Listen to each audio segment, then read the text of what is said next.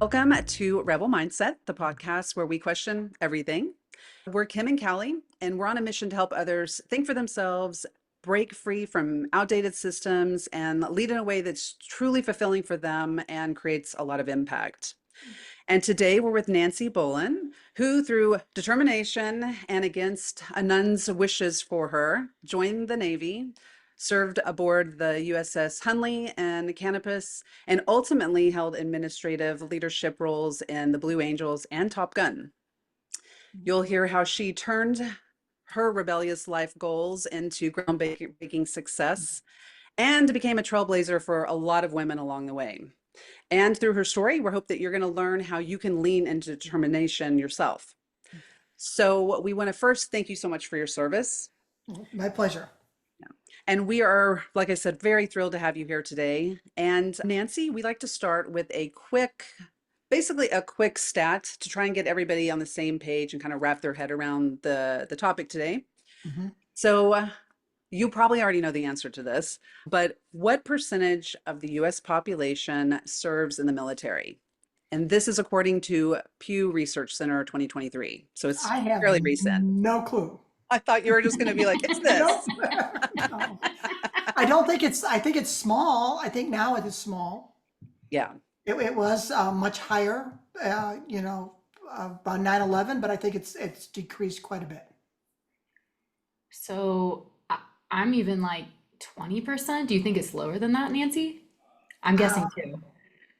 20% sounds maybe close, Maybe but it close. could be lower. Yeah. Less than 20% is It what is we're, less than 20? well, that's It, what it we're is. guessing. I'm Okay. guessing Okay, I'm lower. let's go saying with it. Less than go 20. lower, go lower, Oh, 8. go lower. Is it really? Oh, wow. Okay. What is it? 3. Go lower. Oh my One? gosh, like 1? It's 1%. Yeah. Oh, that's horrible. Yeah. So 1% inactive. And then I did see that the US spends the most, and then China has the largest active service members, which by Mhm. population, that completely makes sense. And Um, I think there's also some requirement too.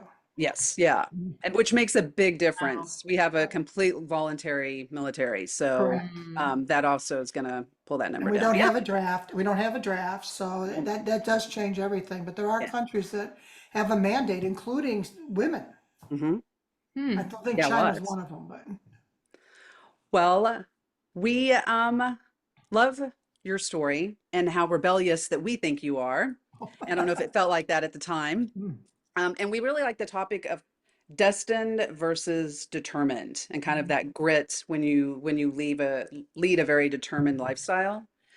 And so we want to kick it off with, we know that a lot of doors were closed to you, but you were determined to open them. So Mhm. we'd love to start with the story about the nuns, since we kind of dropped a little hint about that up top. So tell us about that. Well, growing up in Chicago, one of the things, most kids are destined to go to a private school. That's just a Catholic private school. And so I had picked the school, Marywood High School for Girls, which had a very small amount of students. But during that time frame, we all have to go through a guidance counselor to say what's your goals, what do we expect of you, where do you want to apply to college. And when I saw the guidance counselor, who was a nun, she just said, my maiden name is Kirby. She said, Kirby, get married. Mhm. Like, I mean, it's a nun. You got to Yeah, believe them. I mean, they're getting it from, the at highest least that's what source. I thought, you know. So, I listened to her, and shortly after I graduated from high school, that's exactly what I did. As I got married, and I worked for an insurance company for about 7.5 years. And with the job that I was doing in the insurance company, every time that they had somebody coming new in, I would train them, and they would be the supervisor or the manager, and I wasn't getting promoted. So the frustration at that time, I wasn't getting paid very much. I wasn't getting promoted, and getting married was the dumbest thing I ever did. So, next came divorce, and then it was, what am I going to do with my life? And my uh, next youngest sister had joined the Navy, and she was going to be a hospital corpsman. And we went to Orlando, which is the only place that women were being trained at the time, Oh, to wow. watch her graduate.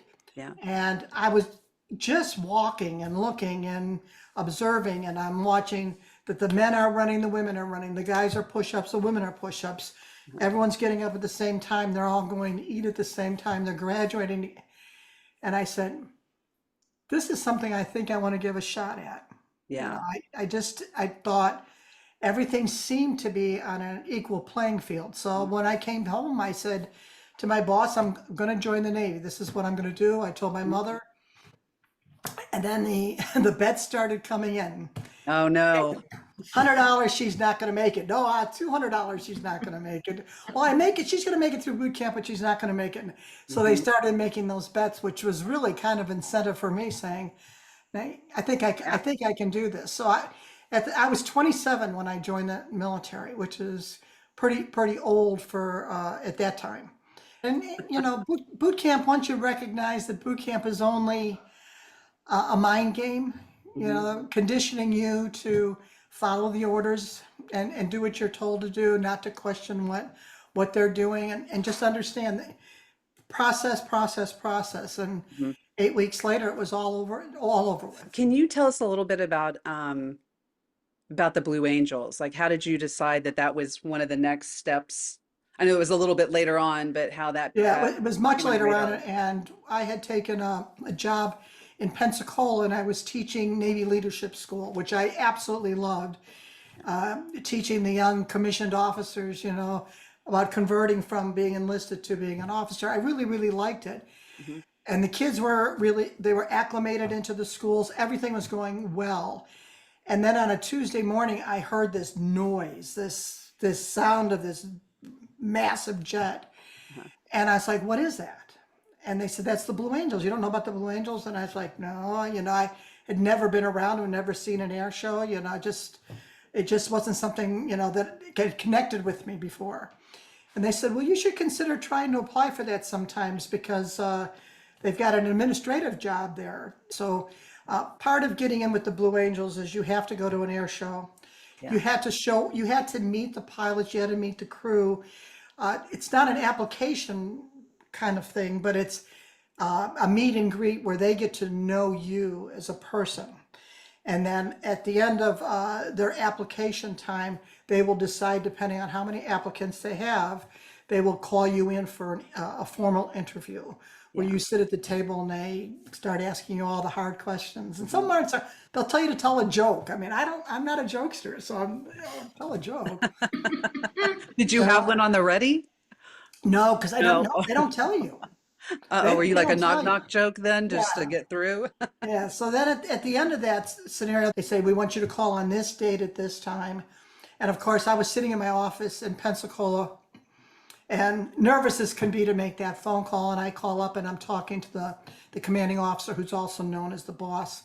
Yeah. And he's going into all these stories about, you know, oh, geez, we get so many applicants. It's really hard. It's a tough selection. And at that point, your balloon is deflating. And then all of a sudden you hear, welcome aboard, asshole. You're like, what? What's the percentage of people who get into the Blue Angels? Now that statistic I do know, it's 1/10 of 1%. Okay, then you're in the Wow. 1/10% club. Yeah, Wow, that is yeah. whole new level. Exclusive. That one I know, because they talk about it a lot, about Yeah, as they should. how difficult it is to make it. And there wasn't a lot of women that had been there. So I feel like what just keeps coming to me from your story is like drive. You know, we talk about grit, drive, determination.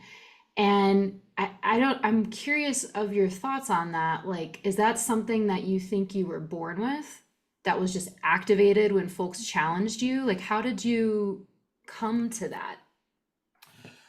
you know, I don't know. You know, I grew up different than some. My father was killed when I was 7, and I was the oldest. So back then, a woman that does not have a spouse is really ostracized in her community. Mm-hmm. Everybody was husband, wife, the Leave It to Beaver, you know, Mm-hmm. kind of Ozzie and Harriet life. And so that nobody wanted to associate with a woman or her family where she didn't have a husband in tow. So like I said, I was the oldest. I had two younger sisters, and we just kind of had to do things on our own. And Mm. again, I'm going to give a little credit to Chicago. Chicago, you kind of have to be a little tough. Yeah. And so that was my upbringing, and maybe I inherited it. I don't know, or Mhm. it was something that I acclimated to because of this scenario. But we just had to do it. You Mhm. just have to make it succeed, and we weren't always good at it. I mean, I had a lot of hiccups in my life, a lot of things I'm not very proud of, Mhm. but you just overcome it and you keep looking at what is it that you have to do next? What is the purpose of the next step? Is the next purpose that I want to drive a ship? Do I want to wear the blue flight suit? Do I want to support Mhm. my family? Sometimes it's just a little bit of both. But I was a single parent most of my early part of my career, and the two kids really, I was driven to make sure that they had a good life. Mhm. We talked with a monk in one of our other podcast episodes who I'm gonna mess this up, but it was something along the lines of like struggle has good qualities. Was that it, Kim? I Was it think kind that's, of yeah. suffering has good qualities? Uh-huh. Mhm. And I hear that with what you're saying too, because it seems like I'm sure some neuroscience or psychology thing backs this up, but like adversity just Mhm. builds strength, character, the drive, right? And I hear you're talking about like you set a goal, you go for it. All right, what's the next one? Mhm. Next goal. And you had a clear sense of purpose, whether it was providing for the family, wanting to become a commander, wanting to, so and it sounds like that you never got trapped in like this spiral of negativity or Mhm. like feeling bad for yourself. Yeah. I feel like that way now, even being retired. It may be silly, but I look, I have a vacation coming up. I always have, there's something. I don't want my life to be where there's nothing Right. ahead. So I just keep planning for something. It may be reading a book, or it may be some kind of a trip, or going to see family. But I felt that when my mom stopped working, she stopped living, Mm-hmm. and I don't want to do that. I Yeah. want to I want to keep going and find something that keeps me motivated, whatever it may be. Yeah. Mm-hmm.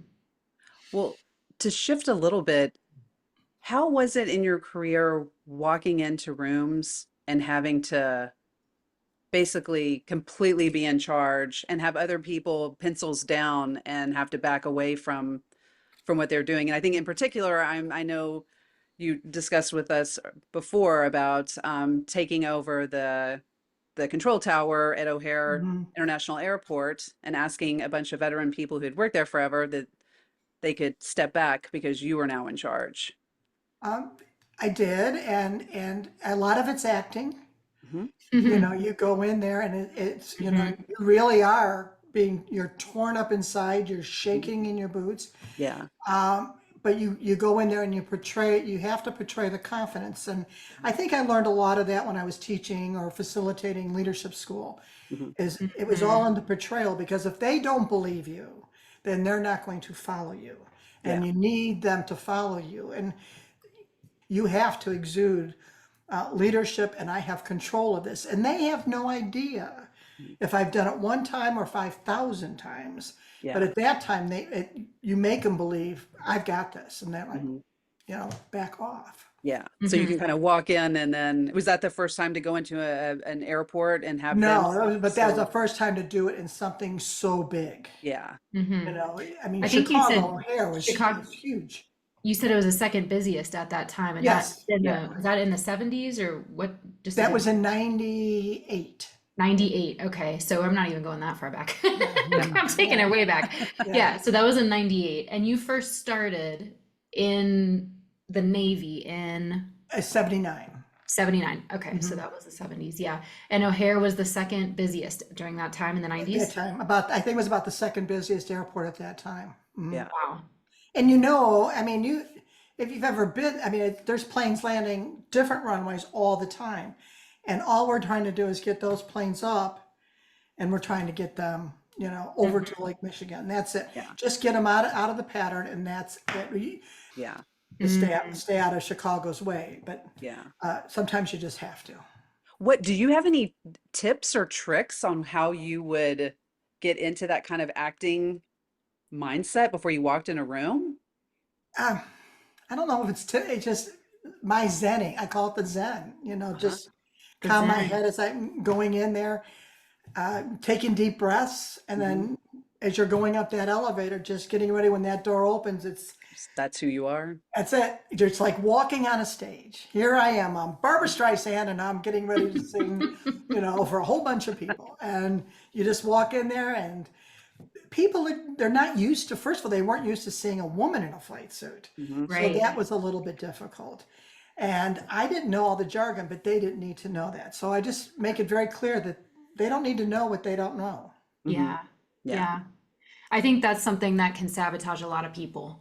Hmm. It's getting in their own way of, oh gosh, I don't know this, and they're gonna see right through me. They're gonna see Yeah. right through me. Yeah, they They, do. I think that a lot of times they see what you're bringing. They see what you're bringing. They don't know all of your insecurities. Back at that time, I'm just thinking, okay, so this was in the 90s, but when you started, it was in the late 70s, right? Very Hmm. few women in these kind of roles, very few women in a leadership position. Hmm. So when we nowadays, there's kind of a jargony word, executive presence is like what they call this, like being able to walk into a boardroom and command it and take Hmm. charge and influence, and get your point across. How are you doing that in such as a woman in a male dominated world? Like, how did that affect you? How did you deal with that? I think one of the first is to know your audience. Mm, Know who you're going to deal with. Sometimes it's best just to go in there with your pencil and paper, maybe throw out a general question. Don't throw out a closed-ended question, open-ended question. Let the conversation and start getting to know a little bit of who you're dealing with mm, before you start, moving forward on anything. I never walked into a job wanting to make decisions on anything right away. I wanted to sit back and watch, Hmm. see who's mm, going to come to you first and see who's going to start, the water cooler conversations, the people that have mhm, been wanting Yeah. to tell you stuff. Oh, let me try this and see if this works on the new boss. Uh-huh. But just mhm. kind of get to know some of your audience and recognize you are going to have dinosaurs at your table. You are going to have people that are not going to change. Hmm. And so how do you work around that? Do you just let them continue to do their job because they do it well? Or, Mm, do you try to get them on your team? Some you'll never win. mhm. Yeah. There's some battles that never ending. It won't happen. Yeah. How was it when you first started? Because there was a lot of changes in the viewpoint of how women could serve in the military when you were coming in. So you were at the forefront of walking into places, walking into rooms that just had not had a woman before, and Right. probably not being up to speed as Mhm. some of your counterparts. How do you Well, navigate that? one of the clearest observations would be I was an administrator because Mhm. that's what they would expect a Mm, woman to be. Mhm. I wasn't going to go in and be a bosun mate because that women don't do that. Mhm. So I came in that cliche role, but that's what I did before. That was my forte. So I was very comfortable doing that. Mhm. And on my first assignment, I had to go in early at 6 o'clock in the morning to make the coffee. And Yeah. I'd have to stay late to clean the office. And you're like, how do I get wow. out of this loop? What do I have Yeah. to do?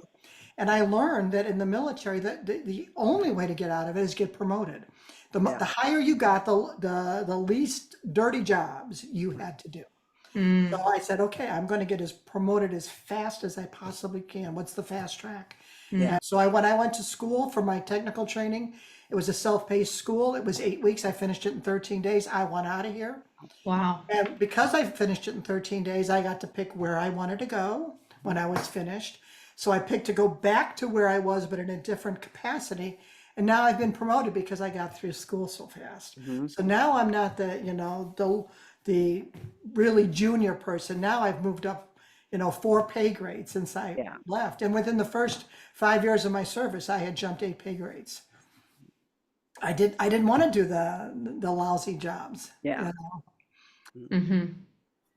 Yeah. I have so many questions for you. I'm like, how did you get through school in 13 days versus 8 weeks? I'm like, tell me the secrets. Because I was older and partying to me was, I didn't care at that point. I had already partied. I had the check in the box, so I just went back to my room and I just got my assignments done to get, I just didn't want to be there. I was in Meridian, Mississippi. They had lots of snakes. It was hot. I just didn't want to be there. You were on a mission. Yeah, the woman Yeah. that was bunking with me, oh my God. No, I wanted out. Wow. Motivated. Yeah, that did. That motivated me. Like, get me out of here. I don't know if you're allowed to share this with us, or I don't know. I don't even know what I'll get back from you when I ask you this, but I'm going to ask it anyways. The craziest thing that ever happened to you, like, or that someone ever said to you, Ever said to me, oh yeah, my during your work with the Navy and the military. Oh, I mean, we've been called all sorts of names, but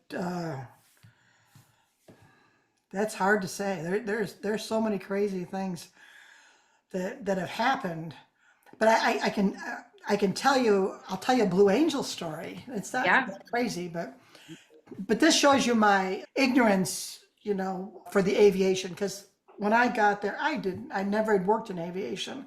They have their own jargon. They have their own secrets, being part of the club, and I wasn't part of the club, but I was too proud to even say that, ask questions. You just kind of sit back and you hope that you're going to learn something. So this is my time to go fly. They're going to let me go fly. Oh, cool. And I was super excited. This was in Pensacola.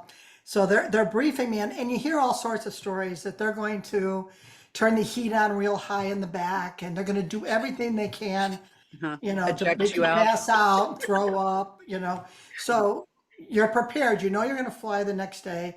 You're going to eat very little that morning in preparation for that, but you're nervous. You're really, really, really nervous. And so their flight crews tell me what to do, and my call sign was Lando, and they said, Lando, don't touch anything. You got that? Got it. Don't touch anything. You got that? Got it. I got it. I'm going to tell you one more time. Don't touch anything. Got it. So we walk out to the flight deck. To get into the plane is not easy. There's these little bitty steps, and then you got to swing your leg over, and now you're in this thing, and they start to strap you in, and I never realized, even the pilots, when they're flying their demonstration, they're strapped in 15 ways to Sunday. So your shoulders are strapped in, your thighs are strapped in, your knees are strapped in, your ankles are strapped. You're not moving. Oh, that's terrifying. Yeah, that's claustrophobic. That It is. is. It was scary. It was scaring the hell out of me because I did not know that. And so, because when they walk out in their suits, but once they get into the plane, the crew is strapping them all in. Well, this is all new to me. So I had no clue. So now they're strapping me in, got everything. And they give me my little white bag, my puke bag. I stuff it under the little strap there. And the pilot his call sign was Gucci. Gucci gets in the plane, the canopy's coming down. We start to taxi, and he says, Lando, are you ready? And I said, yeah, I'm ready. He says, okay, on the side of you, there's a button. Push that button. It says safe the seat. No, I'm not touching it. Exactly. I'm not touching it. He goes, Lando, you got to safe the seat. And I said, no. He goes, you have to safe the seat. This is the ejection seat. You have to do that. And I said, I'm not. And he's going down the runway. And I'm like, I'm not touching anything because I'm thinking they're messing with me. Uh-huh. Plane turns around, goes back. He takes the canopy gun. Will you tell her she can push that button? Because you can push that button. She was supposed to push that one. That one button. I would be so confused as well. So which one was it? Were you actually supposed to push it? Yeah, I was. That was to arm the ejection seat, but they didn't tell me that. I guess they probably do that now of like, don't touch anything except for the first button. Yeah, but I was so embarrassed. The canopy goes down, we take off, and I've pissed him off now because Oh, I put him behind schedule. I'm telling you, he had me rolling. oh God. When I got out of the plane, I had just everything that I ate for a week was all over me. Oh no. And I have it on VHS, so that's probably the nice. craziest thing. And I didn't want to do it for the longest time after that. Wow. And they got it on camera. Did you ever go up again? Oh yeah, I did. Yeah, but I was scared. I really was. I was scared. you want to be able to stay awake through the whole thing. Uh-huh. And I couldn't do that as well as others. But my very last flight, I had asked if I could fly back with the boss, number one, because I know that he would not do anything to me. Yeah. And he says, no, you can't fly with me. You're going to have to go with Verissimo, who's a solo pilot. I mean, crazy, crazy Yeah. man. I mean, just nuts. I thought, oh, V8, you're going to do it. And just as we were coming into Pensacola, he says, okay, this is it, Lando. It's called a hook. And it is a procedure where you push all the blood into your brain physically, like, and you keep Oh. doing it. It's like trying to give birth Uh-huh. or Wow. not going to the bathroom for a long time and now going to the bathroom. Yeah. It's that pressure. So he says, okay, Lando, hook. And I just started hooking and I stayed awake. I did not pass out on my last flight. So Oh, that was a big thing for me. That is wow level determination. Like I don't even know where to go I was from lucky. here. I was just lucky. I just was lucky. Like I don't know if as soon as they started to strap my ankles in, I'd have been like, nope, I don't Yeah. know if I can wow. do this Yeah, anymore. again, but Yeah, who gets to do that? you do Yeah. apparently. But The top there's not very 1%. many people that get to do that. And I said, I cannot come here and not be able to do that. Right. Wow. So that was an experience. And again, I've got it on video. Wow. I'm wondering too, so taking it back a little bit, because we do talk about rebel leadership, leadership mindset. You mentioned that you were a teacher. You were a leadership teacher, basically, converting enlisted to officers. Yes.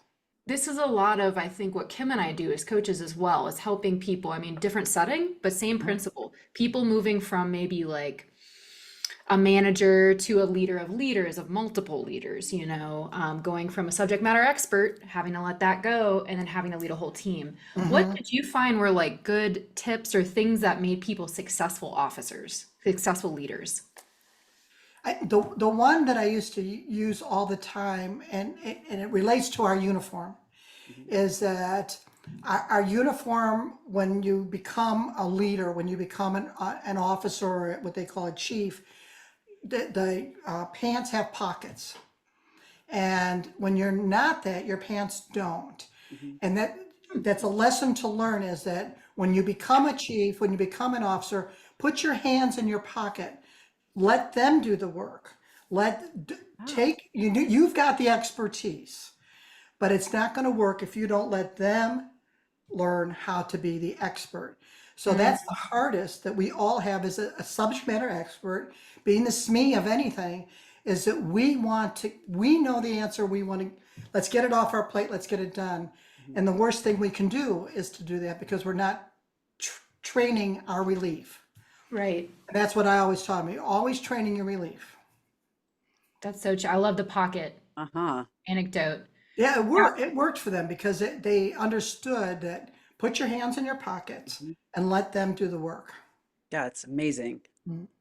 Well, I know that we're kind of rounding towards the back end of the podcast. And I think just quickly before we kind of start to wrap, what is accountability seems to, I mean, it was clearly huge in the military and especially in the roles that you had. When we talked to you before, you talked about glad to be here, boss. Mhm. Can you just tell a little bit about that? Because I think it's interesting.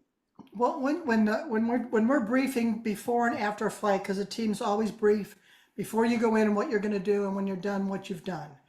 But when you leave the room, the one thing you're all going to, when you finish your conversation, you let them know, I'm glad to be here, because that's really important. If you're not glad to be here, you're not contributing. So I'm glad to be here, boss. And we still use it today. Every email, I always close it out with glad to be here, boss, or glad to be here, and that's it with my name. Because you're a team hopefully you're a team forever. If it's been a good experience for you, then you will stay as a team. That we've had people that took advantage of the blue suits and their egos got the best of them and they didn't stay and they were let go because we have a reputation to so we have rules and regulations. Those people, I'm sorry, they're not part of that team anymore. But most of us, we're still together. Yeah. We still talk. In fact, just a month ago, we had a Zoom meeting because someone wanted something special out of the ordinary. It's been 25 years, 25 Wow. years. And we're still meeting to decide, do we want to allow this person to have this access, because they lost the access so many years ago. And we decide as a team, and that's the way it's going to roll. Wow. I've got to ask, just related to the discipline factor, right? So the accountability that Kim is just, mentioning, and the glad to be here boss also expresses, like you said, you're contributing, but you're also grateful. You're grateful for the opportunity to contribute. You're grateful for the role, grateful for the people around you. Being the rebel that you've been throughout your career, and kind of this destiny versus determination theme, what would you go back if you could today and tell the nun? You were wrong. You were wrong. I mean, you did not take the time to know me. It worked out. It really did work out. But I hurt people. I had a husband that I hurt, and vice versa. That we didn't need to do that. We just didn't need to do that. We need to encourage our young people to find the path and don't just give up on them. There's a way. And she could have directed me to a community college or something, but to basically say I was too stupid, and that's really what she was saying in her own words, is I was too stupid. That was just wrong because she deflated me. And if I still remember it now, Yeah. think about the impact it has on kids. Be careful what you say to them. Mm-hmm. Absolutely. I was talking to Kim a bit about that part of your story, the belittling or making you feel too stupid, and you pick that up. That really gets in you, especially when you're younger and someone tells you that. And a lot of work that we do in coaching is changing those narratives that people sometimes don't even know. They can't remember where they got it from, but they're like, oh, I'm not good enough. I'm not smart enough to do this role. I'm not smart enough. So they're going to talk themselves out of even trying, Right. And And where it's did like, they get it? Yep. where did that come from? Where did that voice? That's not you. Can you separate yourself out from that and choose a different story? And you kind of did that all on your own journey, over time. It Right. sounds like, yeah. And that's And she, inspiring. she was just wrong. You look back at it, and she probably didn't have the best life herself as a nun. They live under the supervision of priests, and they were always subservient. And so, maybe that's part of her. She didn't, and now I can be understanding, but back then, Yeah. they weren't, the nun was the final word. They were one step down from, talking to the big guy, and Yeah. she said it, then it's got to be right. Yeah. Right. So she was wrong. I'm glad you were determined and didn't Yeah. take that as your destiny. It was nice. It was nice to go back to Chicago after all it was said and done, and being in uniform and saying, hi there. Oh, nice. Do Yeah. you see yourself as a rebel? Sometimes I do, yeah. Tough-skinned a little bit, but I try to be respectful in everything I do. Sometimes you can be disrespectful, and I don't want to be one of those kind of people. Right. I want to be respectful. But there are a lot of trailblazers out there that have done. Gosh, all the people out there that have mentored me and that I see, and thank you, because when I went in the Navy, if you got pregnant, you were out.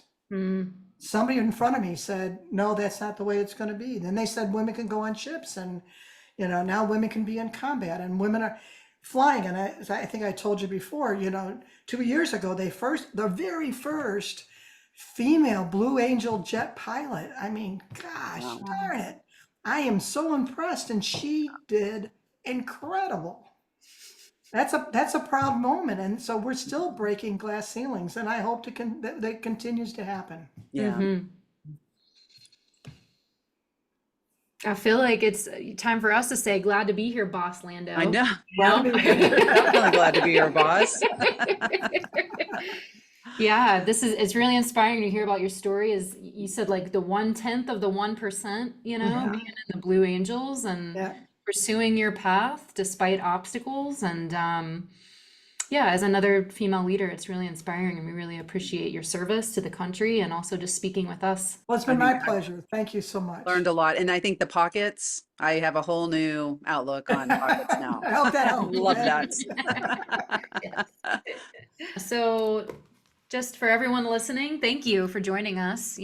Just remember leadership isn't a set of rules, it's a mindset. I think Nancy showed us that through this great conversation. Until next time, we hope you can find one boundary to push, one limit to test, one box to break. And if this episode inspired you, please subscribe and leave us a review. Great. Well, thank you. Thank you. It's been a pleasure. Thank you, Nancy. Okay. Bye-bye.